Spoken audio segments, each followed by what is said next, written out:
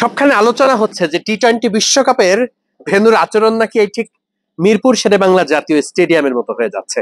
এবং ভক্তরা একটা কথা সবসময় বলছেন যে বাংলাদেশের কি তাহলে সম্ভাবনাটা বেড়ে যাচ্ছে কিনা।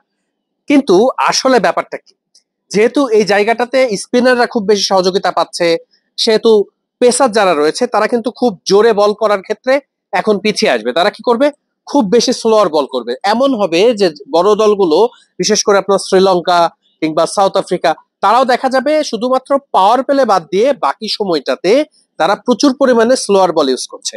এখন এই স্লোয়ার বলে আমরা কেন মুস্তাফিজুর রহমানকে এত সাফল্য পেতে দেখি, কারণ স্লোয়ার বলে বিগ হিট করে ছক্কা মারার মতো ব্যাটসম্যান ওয়ার্ল্ড ক্রিকেটে খুব একটা বেশি নেই।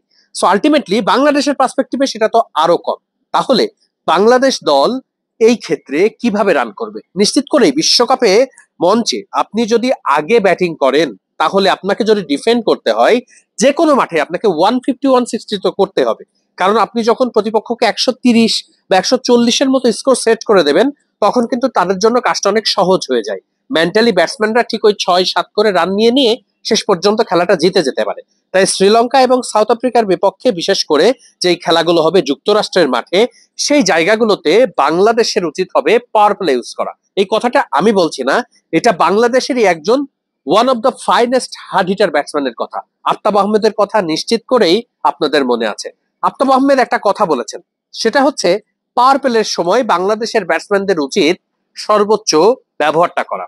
আমার পাশে একটা ব্যাট আছে, যদিও আমি সেরকম দেখাতে পারবো কিনা জানি না, বাট নর্মালি যে যারা পাওয়ার প্লে ব্যাটিংটা করবেন, হোক সেটা লিটন কুমার দাস, তানজিদ হাসান তামিম কিংবা নাজমুল হোসেন শান্তরা, তারা নিশ্চিত করেই বাংলাদেশের উচিত হবে প্রচুর পরিমাণে লফটেড শট গুলো খেলা। কিন্তু বাংলাদেশের ব্যাটসম্যানরা সেই জায়গাটাতে ঠিক কতটা কমফোর্টেবল অবস্থানে আছে?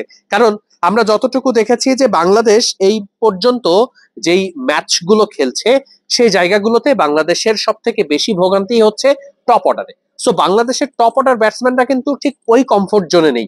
যদিও আমরা গতদিনের অনুশীলনে দেখেছি যে লিটন কুমার দাস তিনি খুব দুর্দান্ত ব্যাটিংটা করছেন, এবং তার এই ব্যাটিংটা দেখে একটা আশা জাগছে যে না, তিনি নেটে যেহেতু ভালো ব্যাটিং করা শুরু করেছেন। কারণ আমরা যখন দেখেছিলাম যে লিটন এই মাঠে ভালো করছিলেন না, বাংলাদেশের মাটিতে ভালো করছিলেন, তখন অনুশীলনেও লিটনকে আসলে কমফোর্টেবল লাগছিল না। কিন্তু কালকের অনুশীলন যেহেতু আমরা দেখেছি যুক্তরাষ্ট্র থেকে ক্রিকেট বোর্ডের সেই পাঠানো ফুটেজে আমরা দেখেছি লিটন খুব ফ্রিকোয়েন্টলি ব্যাটিং করতে পারছেন।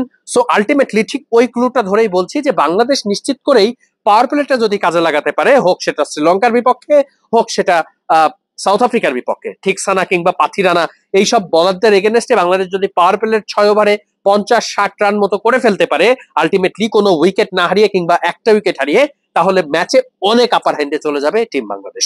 নিশ্চিত করেই যুক্তরাষ্ট্র এবং ওয়েস্ট ইন্ডিজের উইকেট গুলো 200 রানের উইকেট হবে না, সেই উইকেট গুলোতে 140-150ও ভালো স্কোর। তবে আগে ব্যাট করলে সেই জায়গাটাতে বাংলাদেশকে 150+ রান করতেই হবে, আর সেই জায়গাটাতে প্রথম 6 ওভারে 50 রান তুলে নেওয়াটা হবে বেশ বড় একটা লক্ষ্য। আফতাব আহমেদের সেই সূত্র ধরেই বাংলাদেশ দল কি পরিকল্পনা সাজাবে, সেই প্রশ্নের উত্তর মিলবে আগামীকাল।